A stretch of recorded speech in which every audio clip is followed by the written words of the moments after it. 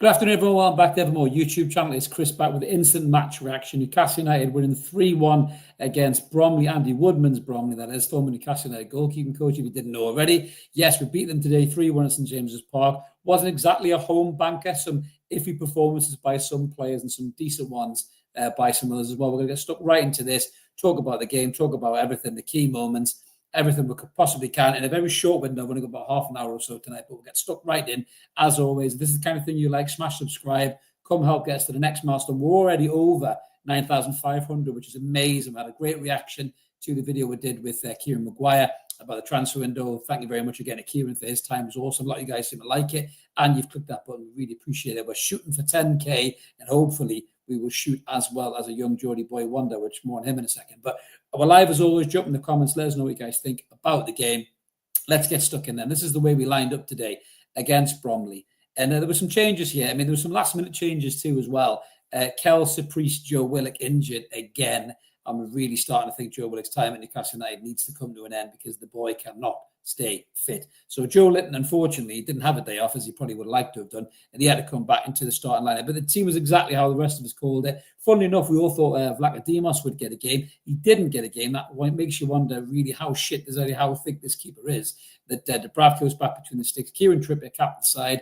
Fabian Schär was at the back with Matt Target, which we all thought was going to happen. The midfield three of Lewis Miley, we were all really excited to see him. A bit more on him in a second. Sean Longstaff, a bit more on him in a second. And Joe Litton, obviously, in the midfield. And then the front three was Miggy Almiron, Will Osula, and Harvey Barnes finishing the main three with some exciting young players on the bench like Sanusi as well. We'll talk about him in a second. But the game kicked off and started. Not particularly in the way Newcastle United really wanted it to, in all fairness. Bromley looked well up for it, bless him. Getting stuck right into it. I'm a big fan as well of Andy Woodman taking him out for a cheeky Nando's the night before. Really, really liked that, by the way, on the BBC. Seems like a real character, Andy Woodman, to be fair.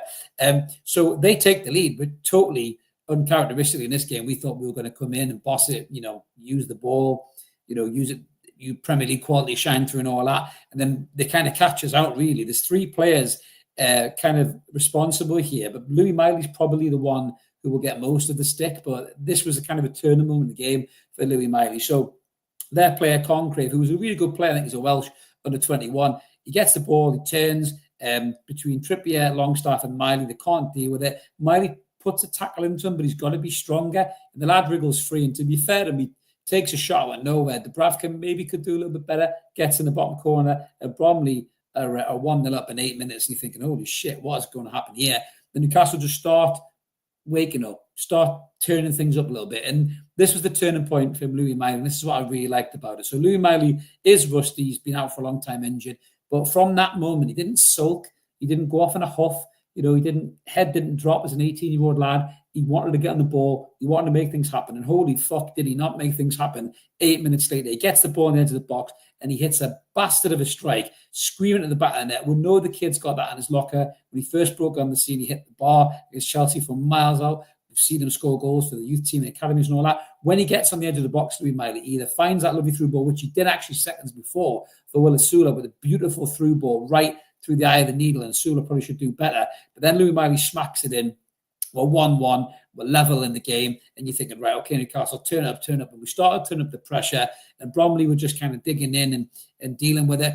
Some awful performances in this half. It was a really bad first half by Newcastle. Lewis Miley probably aside. And in all fairness, Matty Target, who did try to do something in the game. And Trippier was trying to get the ball. But some honking performances in the first half. In particular, I'm going to call them out right now. Sean Longstaff and Harvey Barnes.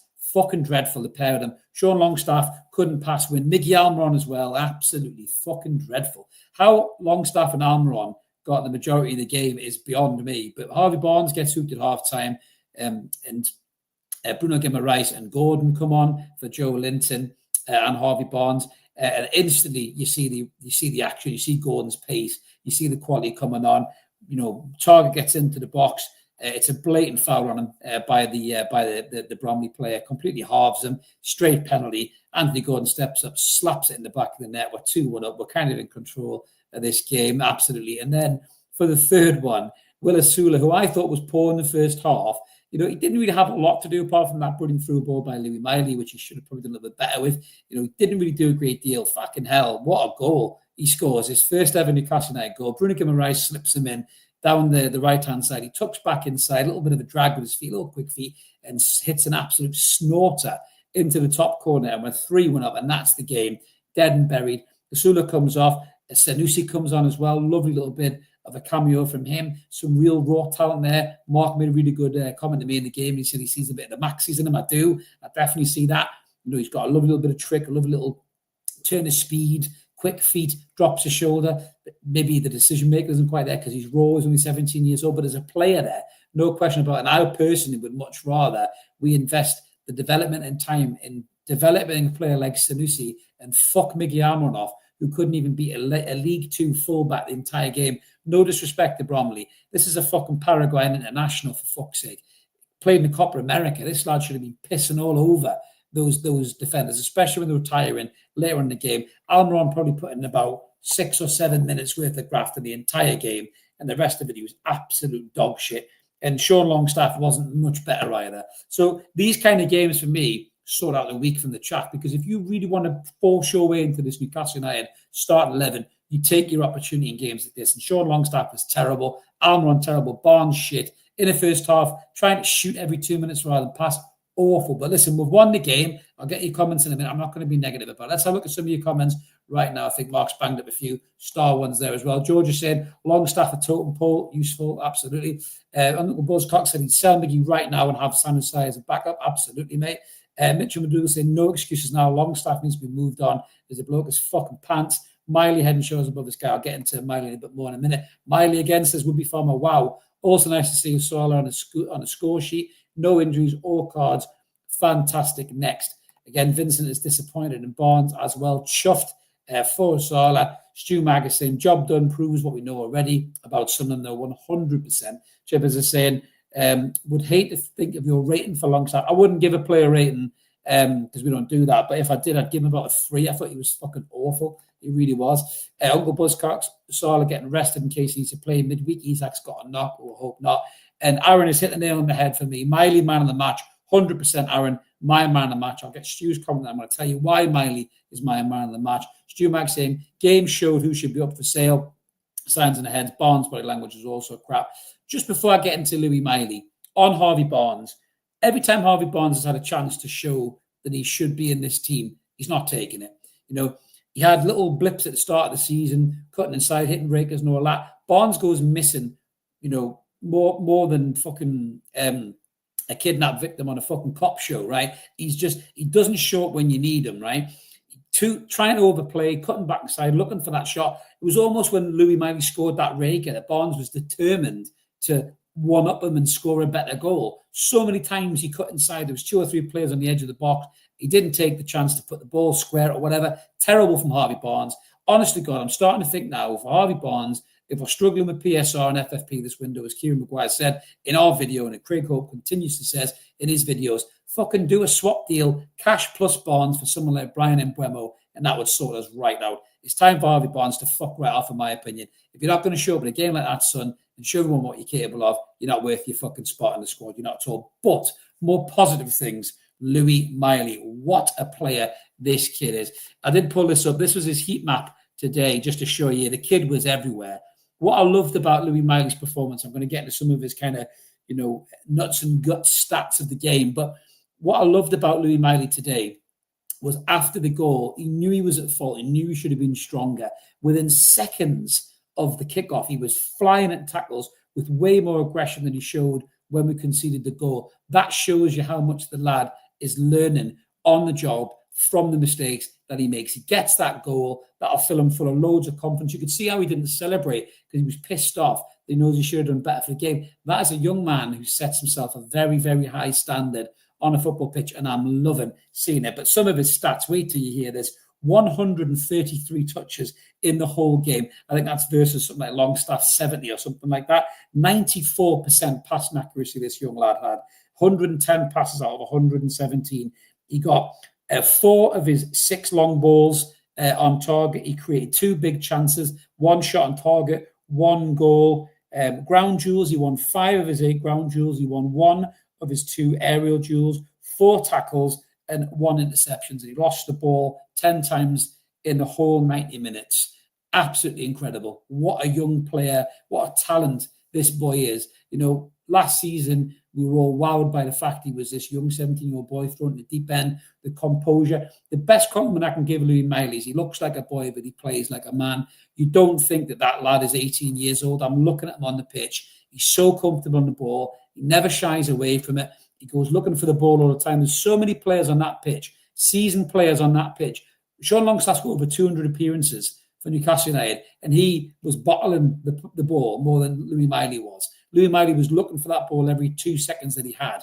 You know, people like Almiron go and hiding as well. You know, how many fucking caps has he got for his country? This young 18-year-old lad, showing them to how good he is compared to them. And we'll get into this on what's going on Monday night. But for me, there's absolutely no fucking way that Sean Longstaff or Joe Willock, for that matter, should be ahead in the pecking order in the midfield ahead of Lewis Miley, in my opinion. No chance. Your midfield 3 of Sandro, Bruno, and Joe Linton, of course, they're locked in. But this kid should be the first understudy off the bench for me, because Willock is made of glass, as he showed today, and Longstaff just ain't good enough, in my opinion. Absolutely not good enough whatsoever. Kev saying, hello all. A solid, if not spectacular win. Solid in the second half, Kev. A bit ropey in the first. Mark saying the backup players are supposed to have the ability to push the first choice players 100%. Mark Longstaff would not get in that Bromley team. Didn't look like it today, mate.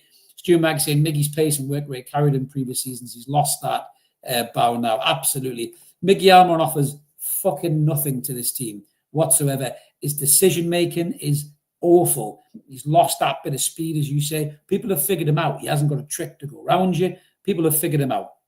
And he's not good enough anymore. You know, I would have booked him a flight to America at fucking half-time and had him off and told him to go pack his bags and get fucked.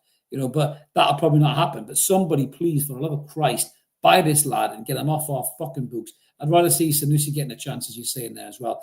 NZ Bob is saying the game signals who needs to go, but we're up against Howe's reluctance. That's a fair point, Bob. That is a fair point.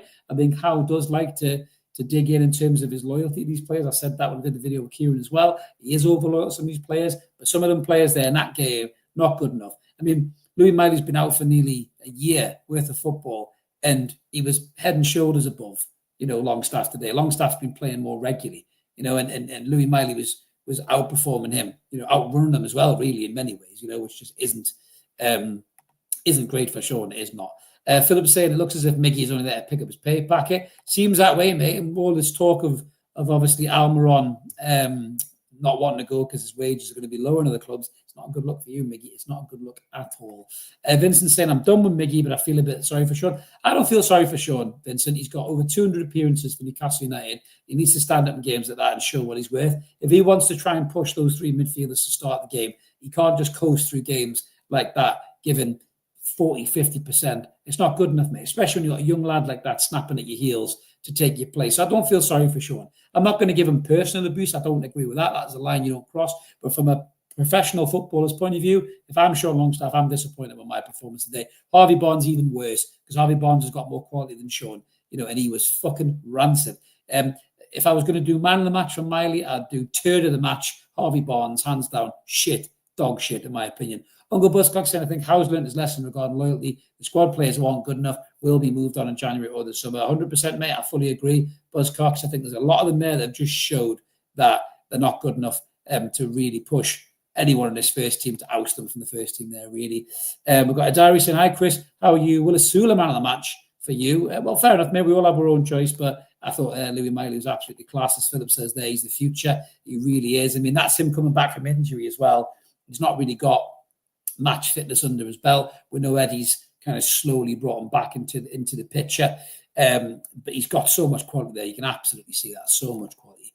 Patrick is saying, I don't think we get rid of Longstaff and Willock due to UK registration rules. You need to keep one just to balance that, at least for one game. Well, I'll probably keep Willock then, Perrick, because at least he's got quality when he's fit, but he's just never fit. I think Sean has gone backwards as a player, I really do. When Sean was at his peak, that was as good as he's going to be. And I always caveat it by saying he's a lovely kid, lovely character, great role model for coming through the academy and doing something. He's had over 200 appearances for his club, but I think that should be him done now, because we've got this young lad there. For me, you had Anderson, Miley and Sean as the three kind of Geordie midfielders who come through the academy. Sean was the one I would have sold all day long over the other two, 100%. I understand why I was sold Anderson, because he was a high-valued asset at the time, and Newcastle were desperately looking for money, and you wouldn't have got a level of money from Sean. But the fact that we've let someone like Anderson go from the squad, and we've kept Sean, who looks like he's regressing as a player in a game like that, sorry, it's not for me. As Uncle Buzzcock says, Miley would take Longstaff's homegrown place at the push, needs to move on for his own career. I think he does. I think Sean can offer somebody something in terms of his engine. Runs all day long, gets stuck in the tackles and all that. But when he puts in performances like that, all of this kind of We Love Longstaff t-shirt stuff that goes on, he doesn't justify his worth in the squad. And for me, when you've got a kid who's so much younger than you, who's so much better than you, Lewis Miley is light years ahead of him in terms of squad place for me, 100%. Al Oliver saying worst Longstaff performance, bearing in mind our opposition today, Bromley would have not wanted them in their side. I think that's a fair point. It's very, very hard to disagree. Scott saying Longstaff always looks like he can't be asked. Pisses me right off every time he starts, subs him over Miley. Happy for Osula against first goal. Yeah, let's talk about the positives. We could whinge about Sean's performance all day. Will Osula worked hard, he grafted hard, showed a little bit of strength backing into League Two defenders, got a bit of a kick in as well, smashing into the goalkeeper and stuff like that. But he took his goals so well. There was glimpses there of a good player, somebody who gave him a little bit more match time, give him a little bit more experience in around Premier League sides. Will Osula could really give us something in terms of a centre-forward position. He really could. If we're not going to sign a centre-forward who's very expensive, Will Osula has showed there, his strength, his pace, his touch, his ability to finish is there. You just need to coach that in him. And I do believe Eddie can do that. We've seen what he done with the likes of Lewis Hall and Joe Linton, in terms of turning him into the player that he was as well. So yeah, let's see what Eddie can do with Will Osula. Really, really impressed with that. Paul saying, wow, just opened this. Never heard someone slag a team up as much. Play a low league team sometimes it's hard. I don't care what you say, it's in their heads. What if we go out? I'm just giving an honest opinion, Paul. If you tell me Sean Longstaff played well, then I think you should book an appointment with Specsavers and take your Labrador with you, mate, because you're clearly fucking blind. You just missed me talking about how brilliant Lewis Miley was clearly as well, and how exciting Sanusi was, mate. So maybe tune in a little bit earlier, Bonnie lad, instead of jumping on halfway through the stream and giving somebody shit. And go and wash your Sean Longstaff I Love Sean Longstaff t-shirt in the fucking washing, you silly twat. Another comment there, Michael saying Longstaff to me is barely a championship level. Woeful. He is, absolutely. I say absolutely, it's harsh.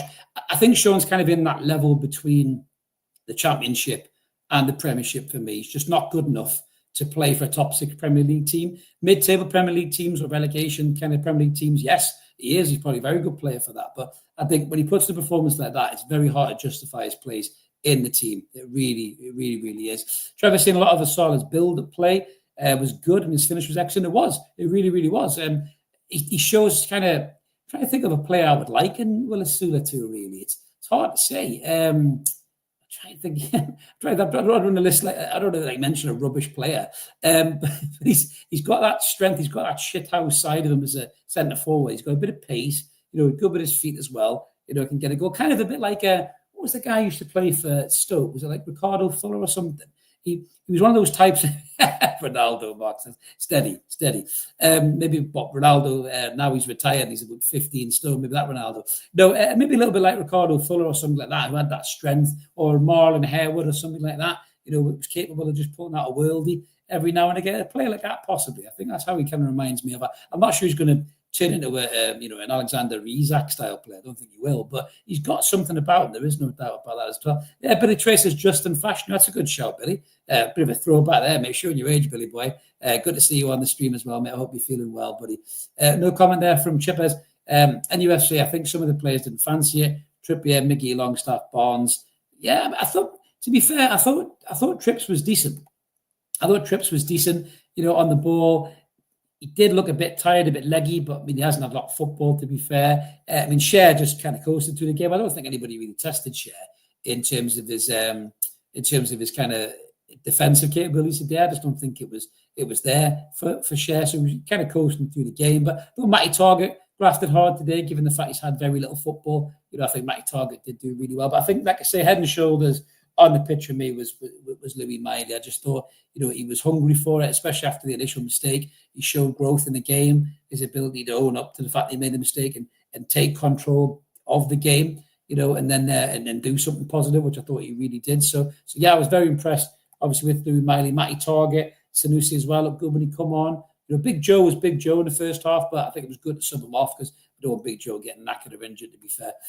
Will be farmer saying, my appreciation and pleasant surprises concerning Miley and Osula outweighs my concern for Barnes, Miggy and Longstaff. Well, a very positive look there to have Would Be Farmer. You know me, I am positive, but I'm also pragmatic, as the I Love Longstaff mate said before. Oh, God, I've never heard people moaning so much. It's called opinion, mate. That's what people give on YouTube. Don't watch it if you don't like it. Quite simple, to be fair. Right, going to comment there. Jason saying, why we sold Elliot Longstaff? Elliot Anderson over Longstaff is a mystery of this day. Money, Jason. I don't think someone would have paid 35 million quid for Sean Longstaff, sadly, mate. But, I suppose we have to get over it in many ways, I think. Mark was saying Kelly was awful from the bits I saw. Anyway, I wouldn't say he was awful, Mark. He's not, what's the right word? He's nothing flash, is he, Lloyd Kelly? He's nothing flash, he just gets about the job. And nice little touches in the second half. I definitely think Eddie put a rocket at their arse in the halftime team talk, which was rightly so because they were piss poor in the first half. If they'd come out in the second half and played the guy, we probably would have lost this game, to be fair, regardless of that Louis Miley raker. Lloyd Kelly for me, I think, it was, I don't know. I wouldn't say he was poor, but he wasn't great either. That's probably what I would say, Mark. Super chat in from Graham. Thanks for that, Graham. I'm so pleased for Osula. That will do his confidence and will do good. Miley, man of the match. Every target was solid. Sean was shite. That seems to be the general consensus, apart from that lad before who was probably related to Sean. Another comment there from Harry. Does anyone know what happened to Willock? He's made of glass, Harry. That's what happened to Joe Willock. Injured again, mate. Injured again. And I'm running out of serious patience with Joe Willock, I must be said. Uncle Buzzcock said, I've got no time for happy clappers. There was positive and negatives from that. And a Newcastle podcast, we'll talk about them both. Well said, Buzzcock. It's almost like he's never been here before, and I don't recognize his name, to be fair, so he probably won't be back. So toodle pips, mate. Go and tune into the I Love Longstaff podcast. Maybe you can start one yourself, and you'll have one subscriber, and that'll be you. Maybe 2 or 3. His mum and dad might subscribe as well. But you enjoy yourself, pal. Millsy saying first half, I don't quite know what that means, Millsy, but yeah, first half was shite, if that's what that means. If that's some kind of special word for shite, then that's exactly what it was. Comment there from Loire. It would be nice to see Osula get a bit more in this match. I think he did well with a few chances that he had. He did do well, mate. I mean, I think in the first half, it was a little bit like the Chris Wood syndrome, is that nobody was finding him with the pass, apart from when Louis Miley hit that beautiful through pass to him. That was a great ball. And he took it well, and he just kind of got mixed up with his feet a little bit, didn't he? But the ability was there. You could see the promise was there. The run, he kept himself on side. Nice ball from Louis Miley. More players like that on the pitch for him and Isaac, to be fair. And then I think they'll get a lot more goals. As Harry says there, Louis Miley's serious talent, and Osula took his goal well. He did. And it's no surprise that Bruno slipped the ball through to him as well. We need more of that ball coming from the midfield. When we have those three, we've got Bruno to hit it, Tonali can hit it, Louis Miley can hit it. Joe Linton doesn't do that. That's not the ball he plays. He normally runs onto balls like that, Joe Linton. So the fact that we've got 3 players there for me with Bruno, Tonali and Louis Miley who can do it, that's the 3 players who, to me, should be in and around the setup of the team there, to be the players that pass those balls. Rigor Morris says, the problem is we have no one who wants to buy our fringe players. I totally agree with that because they're terrible. I think that's why Howe might be playing Longstaff to put him in the shop window, but it's backfired. Like I say, the whole thing with Longstaff, it does hurt me a little bit to say it because I do think he's a lovely lad. I think he's a really nice kid. And every time you see him get interviewed, he comes across as a really nice fella. And, the thing is, being a nice fella doesn't give you a starting place in a Premier League team or a top 6 team. You can be the nicest guy in the world, but if you're not good enough, you're not going to play. And if there's a young kid below you who's streets ahead of you, then he should be playing ahead of you. And that's what happens to football, For every Wayne Rooney that comes through, there's Thomas Rzyński who's lost his space and needs to go somewhere else. That's just football for you. That's the way it is. But some of our strange, fanatical fan base, it just seem to be demented with the thought process that somebody might criticise Sean Longstaff's performance in any possible way because, he's one of our own. If anyone plays shit, doesn't matter if they're called Sean Longstaff or Jean-Pierre Lepapu, doesn't matter where they're from. If they're not playing very well, you're allowed to criticise them and you're allowed to question the space in the team. That's the fact. Millsy saying first half shocking. You can see they weren't getting together as a second team. They picked up when Sandro and Bruno came on. I think Bruno coming on definitely Millsy kind of knitted it all together, didn't it, really, because he's such a good player. I'm just glad he didn't get booked.